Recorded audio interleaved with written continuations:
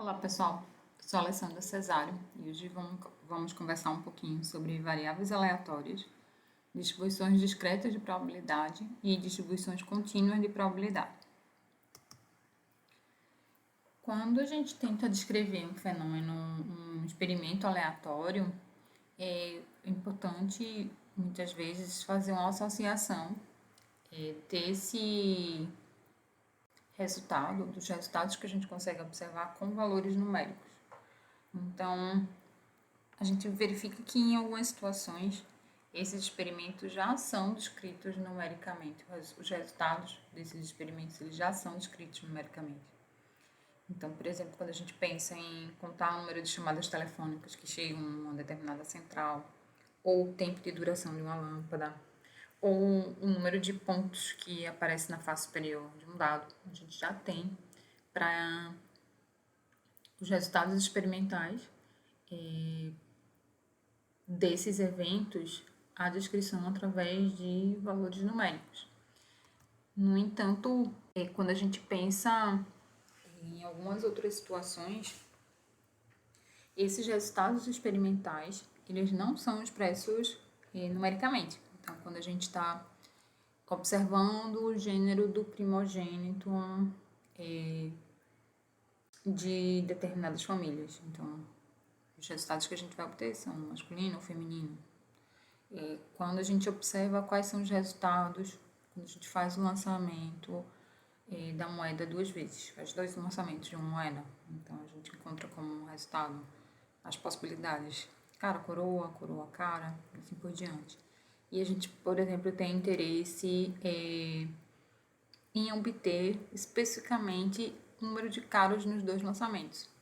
Então a gente sai de uma situação em que a gente não tinha a descrição do ponto amostral com um valor numérico e para o nosso interesse a gente consegue transformar essa informação num valor numérico.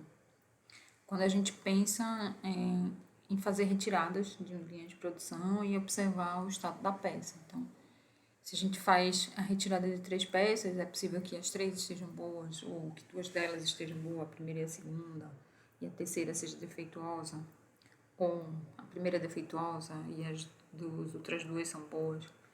Então, se o nosso interesse for observar o número de peças defeituosas, a gente vai conseguir fazer essa associação com o valor numérico. Então, a gente introduz o conceito de variável aleatória como sendo a descrição numérica do resultado de um experimento. E a variável aleatória, ela vai associar sempre um valor numérico a cada resultado experimental, cada ponto do seu espaço amostral. E esse valor numérico ele vai depender do resultado do seu experimento. Então, se a gente pensar no experimento de lançar moeda, né?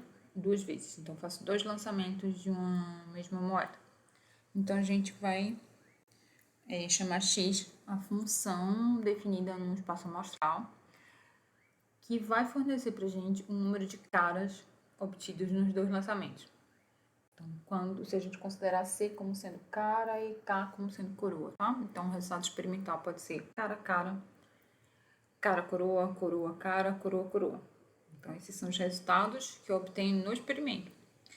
Quais seriam os valores, então, que a gente vai associar a essa variável x? Então, se eu quero ter interesse em observar o número de caras que eu obtive nos 2 lançamentos, então, para o primeiro ponto amostral, primeiro resultado amostral, cara a cara, o valor que a minha variável aleatória vai assumir é 2. Assim como quando a gente obtiver coroa, coroa, o valor de x vai ser 0. Pensando no experimento de fazer a retirada de 3 peças lá da linha de produção e definir y como sendo a variável que vai representar o número de peças defeituosas. Então, por exemplo, a gente pode encontrar a situação em que a gente vai ter peça boa, defeituosa, defeituosa. E aí, nesse resultado experimental, o valor da minha variável y vai ser 2. Assim como para essa última situação aqui, ó, defeituosa, defeituosa, o valor da variável y vai ser 3. Essas variáveis aleatórias, elas podem ser classificadas como sendo variáveis aleatórias discretas e contínuas. Quando a gente pensa numa variável aleatória discreta, ela vai poder assumir um número finito de valores ou uma sequência infinita de valores, porém ela é enumerável. Então, se a gente pensar no experimento em que a gente faz a operação de um restaurante durante um dia e definir a variável aleatória como sendo o número de clientes. Então, os valores que a sua variável aleatória vai poder assumir pode ser 0, 1, 2, 3, 100. Então, eu consigo, para o resultado do meu experimento, definir uma variável aleatória que eu consigo associar a um valor numérico. Então, se a gente pensa no experimento de vender um cliente, e a variável aleatória pode ser de interesse a gente observar o gênero da pessoa que comprou o automóvel. Então, o gênero ele é masculino e feminino, mas a gente pode definir, nesse caso, a variável aleatória como sendo 0, se a pessoa for do gênero masculino, e 1, se ela for do gênero feminino. Então, eu transformei uma informação que é não numérica numa informação que é numérica. E quando a gente tem como experimento contatar 5 clientes e a variável aleatória ela vai nos informar o número de clientes que vão executar um pedido de compra. Então, os resultados possíveis para a variável aleatória assumir, os valores que ela vai poder assumir, vão ser 0, 1, 2, 3, 4 ou 5.